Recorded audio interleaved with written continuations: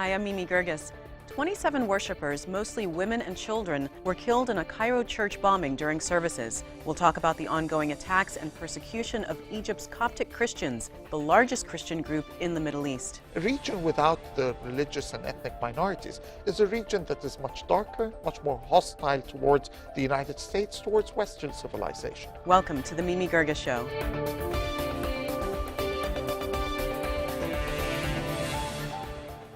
Ever since the Arab armies first entered Egypt in the 7th century, the indigenous Christian population has, to put it lightly, not had an easy time. But in recent years, with the rise of Islamist terror, attacks against Coptic Christians have reached a fever pitch. Church bombings, beheadings, destruction of homes and shops. Here to discuss the situation of Egypt's Christians are Samuel Tedros, a senior fellow at the Hudson Institute.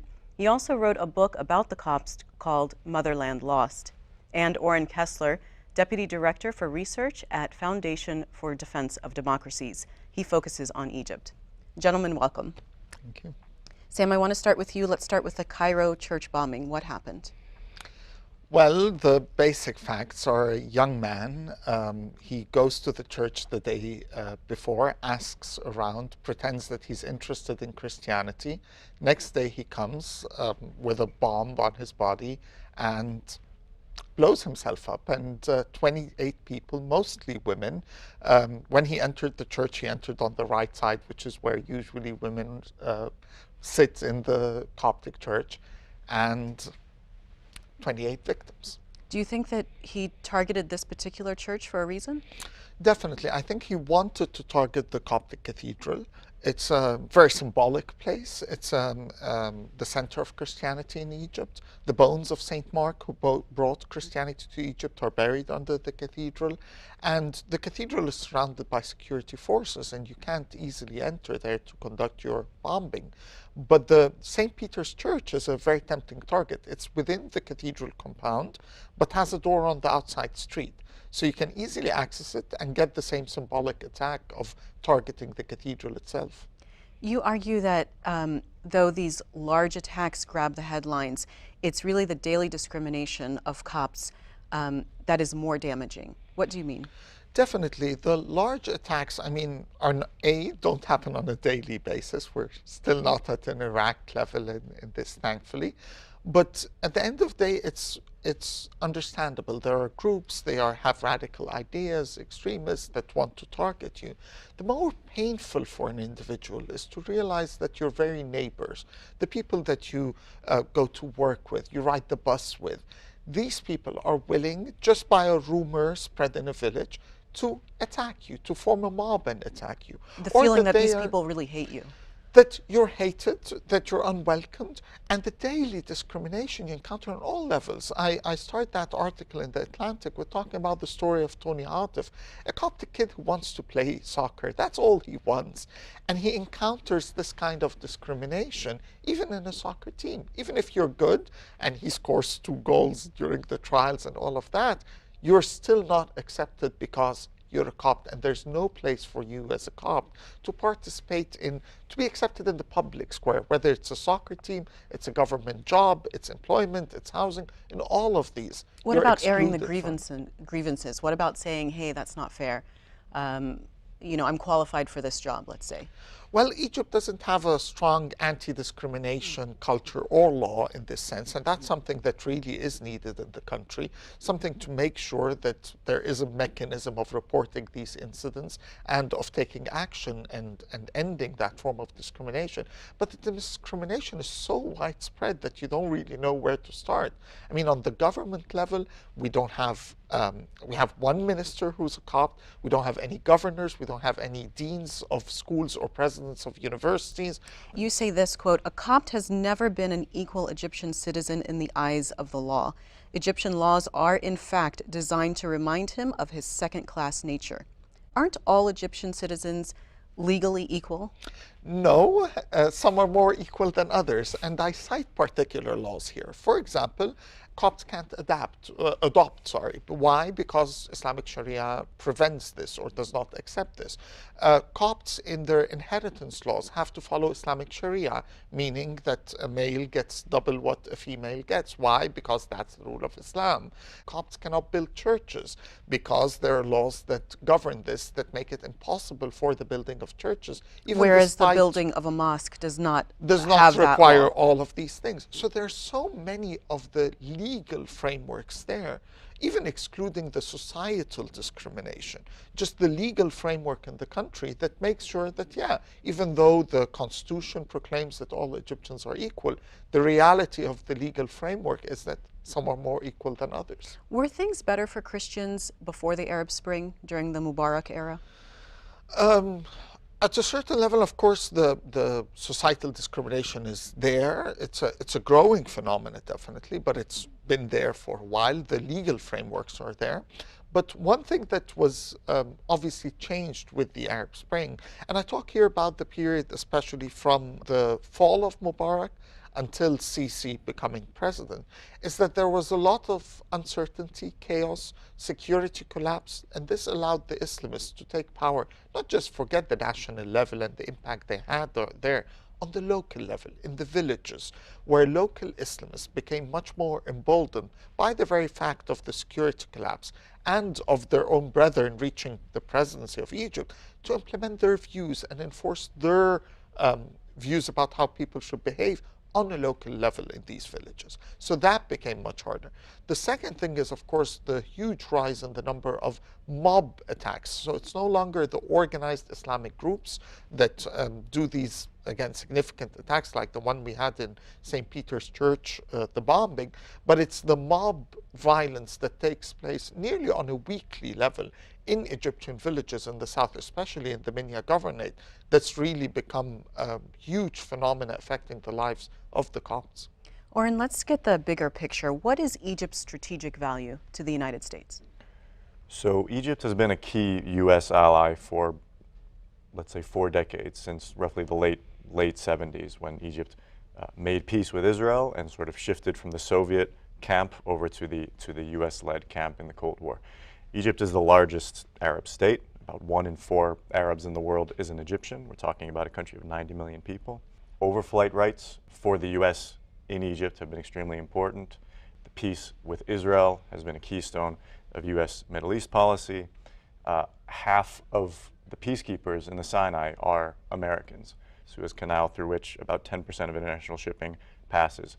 For all of these reasons and more, Egypt has been sort of a keystone partner in U.S. Middle East policy for the last roughly 4 decades. So I was really surprised to see that a lot of Egyptians supported Trump, given what Trump has said about Muslims in general. Right. It's quite surprising and counterintuitive, because Trump and his aides and his advisors have raised ideas such as a ban on Muslim immigration to this country, and even a registry for Muslims who are already in this country. So it is quite surprising, because the majority of Egyptians are, of course, Muslim. It's quite a devout country.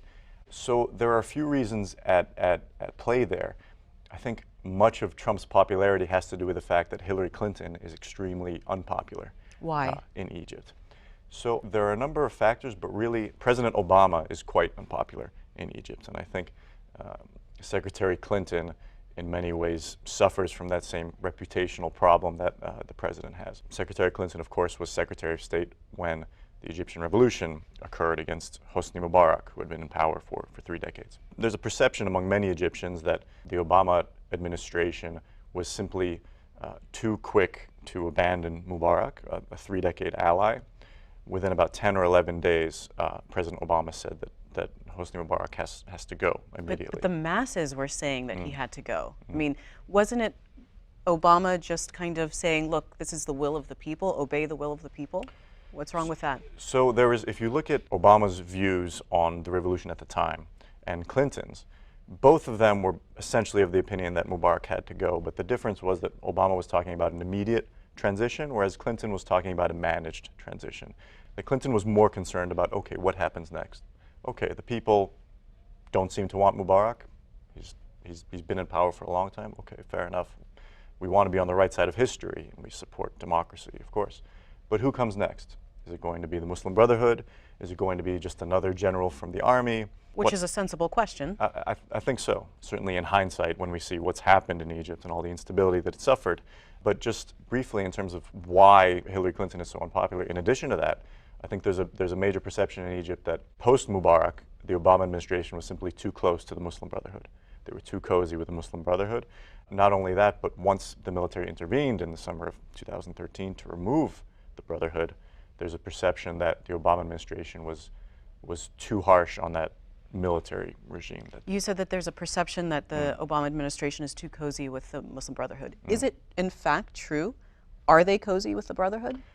I think there's certainly room to criticize the Obama administration's understanding of the Brotherhood and what it is and what it isn't. Oftentimes in Egyptian and Middle Eastern media, there's a tendency, or social media, a tendency towards conspiracy theories. I don't detect a conspiracy theory with the Obama administration's interactions with the Brotherhood. What I detect personally, analytically, is a certain naivete about what the Brotherhood is. I think this administration has been extremely keen to find moderate Muslim partners, and for whatever reason, it believed that the Brotherhood could fulfill that role.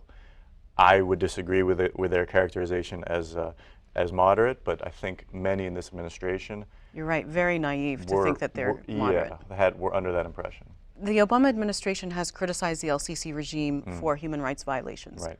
Isn't that justified? The criticism?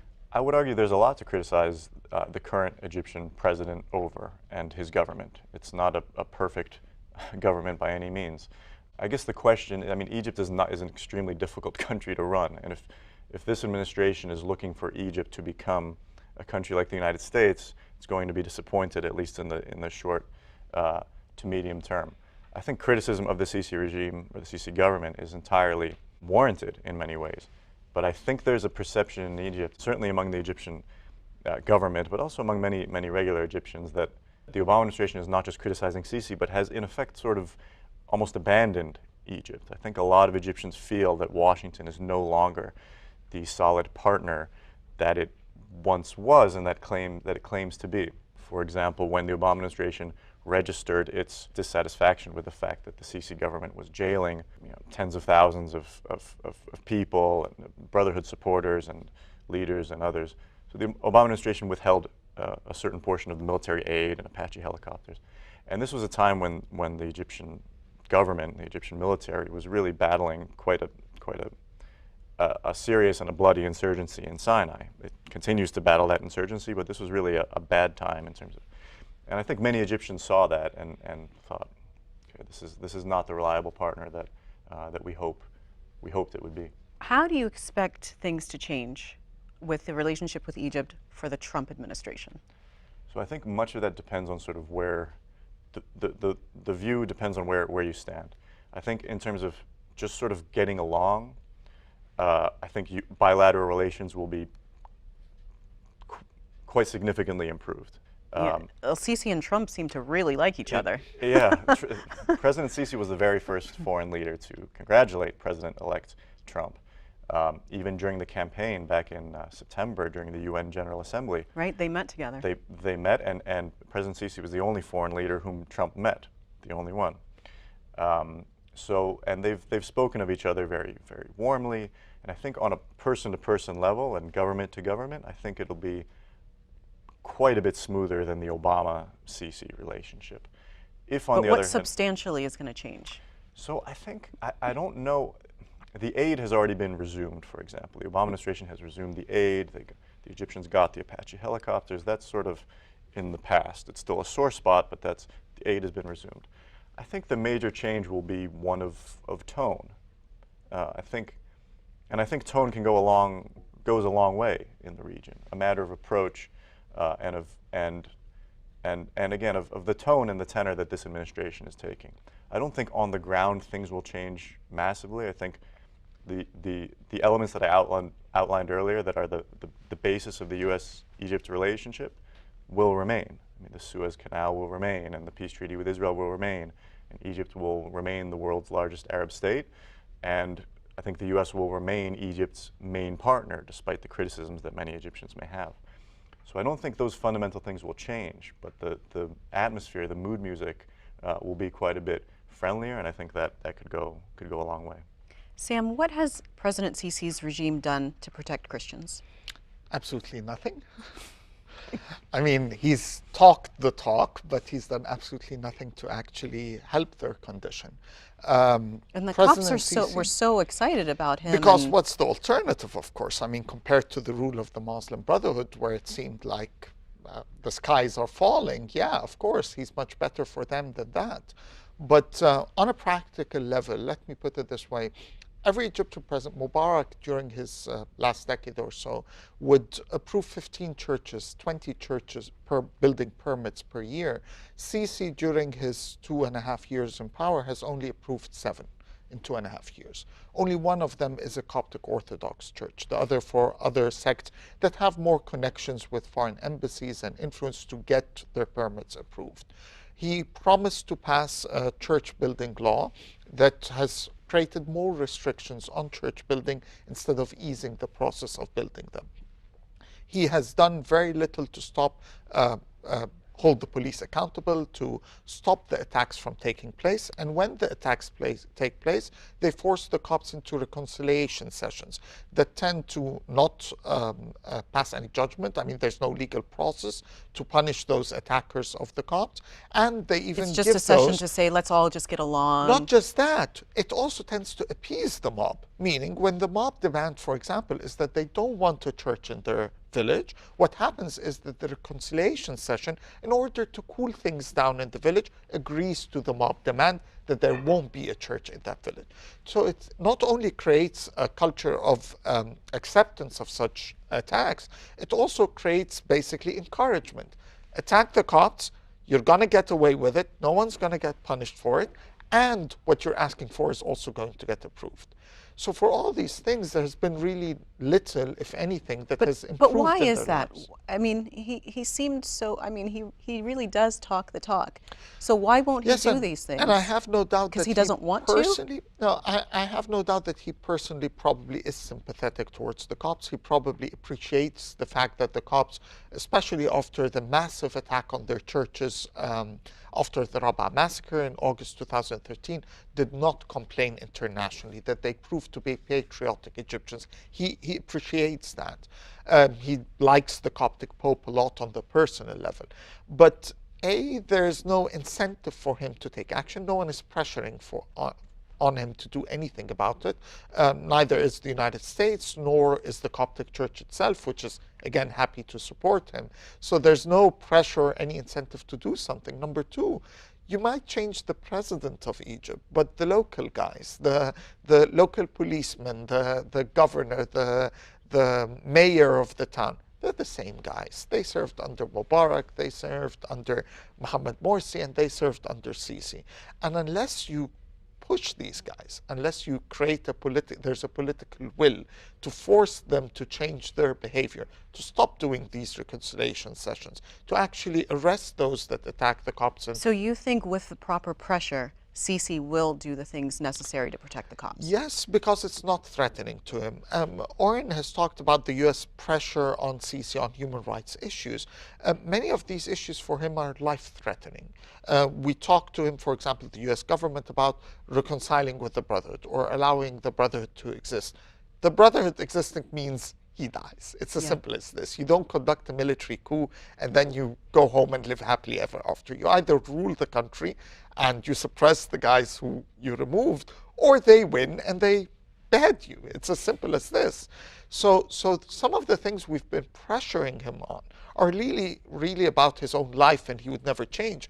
But if we start a conversation about these non-life-threatening things for him, about protection about the Copts, about things that he himself has adopted, changing religious discourse, reforming all the religious discourse and narrative, things that basically, if the U.S. would hold him accountable to his own words, then we might get something. So let me ask you both, how likely is it, and I'll start with you, Oren, that Trump will champion the cause of Egypt's Christians and use the influence and power of the U.S. government to improve their situation? I would say it's rather unlikely, just based on what I've seen from Donald Trump. He seems to be a man for whom pragmatic concerns tend to trump, pardon the pun, issues like the ones you raise about human rights in this case, or minority rights. I see Donald Trump as someone who's looking forward to having fruitful relations with Egypt. He sees Egypt as an important partner, I think, as proven by the fact that he made time for President Sisi at the UN. I think President-elect Trump views President Sisi as an important leader in the fight against radical Islam, in terms of reforming the discourse, as Sam has mentioned. It's true that Egypt is doing hardly anything on the Syria battlefield or the Yemen battlefield. Egypt is, I think, sort of consumed with a lot of internal issues right now, economic and security. So I would not imagine that it will be a priority for President-elect Trump, to be honest. What about you, Sam? Well, I agree, although the one thing I'd add is saying that Trump has very simplistic views of the world. He's not been a traditional politician. He doesn't have the foreign policy experience or the kind of strong personal relationship with any of these world leaders that are developed over many years' time. So a personal incident, a one-time experience, a friend that he trusts from his business dealings, whispering tweet, to him, a tweet. whispering to him about a particular issue, might lead to an unexpected policy that none of us would expect in this sense. So there's an element of uncertainty, which he seems to enjoy and to thrive view in. as a positive aspect. Yeah. I know that it's the right thing to do to protect indigenous minority people, but is it strategic? Does America get anything out of it to protect the Copts? Definitely. The issue of the plight of Egypt's Copts or other minorities in the region has often been presented as a religious freedom concern, that we are concerned about them because we think religious freedom is a good value, because it is a Christian majority country and we care about Christians being persecuted, about these issues. In reality, this issue is much more a strategic issue. The minorities of the Middle East, the Copts, the Jews who lived in these countries, the Armenians, the Maronites, all of these communities were really the bridge between the East and the West. For centuries, they were a bridge between two civilizations. And they bridged that gap. They brought these two civilizations and peoples together. They were the link between them. They carried the ideas of modernity into the region. They carried the ideas of toleration, of pluralism. All these ideas came through these communities. So these communities, the loss of them, has a significant impact on the cultural composition of the region. A region without the religious and ethnic minorities is a region that is much darker, much more hostile towards the United States, towards Western civilization. But it's also because we care about these countries. We want a better Egypt because Egypt, as Oren pointed out, is a strategic ally and friend of the United States. And if Egypt loses its Copts, who tend to be better educated, well-talented people, and we see their success here in the United States, if it loses them, just as it's lost its Jews, Italians, and Greeks in the 1940s and 50s, it is a loss for Egypt. It's a loss of talent. It's a lot of, I mean, the Best Actor award in the Emmys went to an Egyptian Copt. That's the kind of people that Egypt will lose. And that means less economic opportunity in the country, less opportunities for the country to advance and become a stable country, and in a sense prevent it from following the same regional dynamic of collapsing states that it is surrounded with across the region. If I could build on that real quickly, I would just add to what Sam has said that minorities are always the canary in the coal mine, particularly in the Middle East. If Copts are thriving in Egypt and they're staying in Egypt and not leaving in droves, that's a good sign. That's a sign that perhaps Egypt is moving in some of the right directions towards inclusion, towards a stable economy, towards tolerance. What we've seen is the opposite, Copts leaving Egypt in droves, and I think it's a rather worrisome sign about broader trajectories in Egypt. Well, I want to ask you briefly about Russia because, as you had mentioned earlier, historically Egypt has had to decide between being in the Soviet camp or being in the American camp. Today, it seems they can have both. Egypt-Russia ties are growing. Egypt and Russia held a joint military drill just in October. That was the first that had ever been conducted on Egyptian sand in this case. The Egyptians are buying helicopters from the Russians.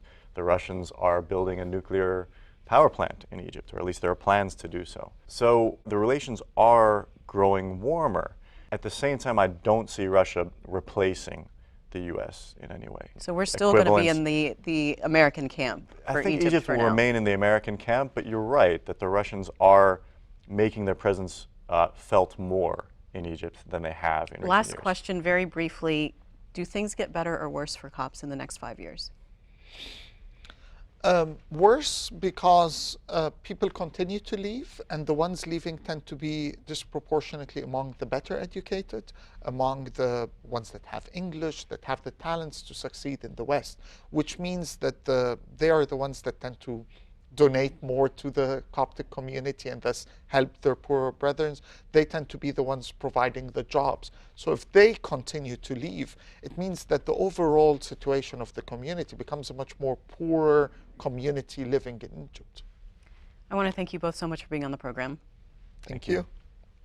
This has been the Mimi Gerges Show. You can see all of our programs on WHUT.org and YouTube.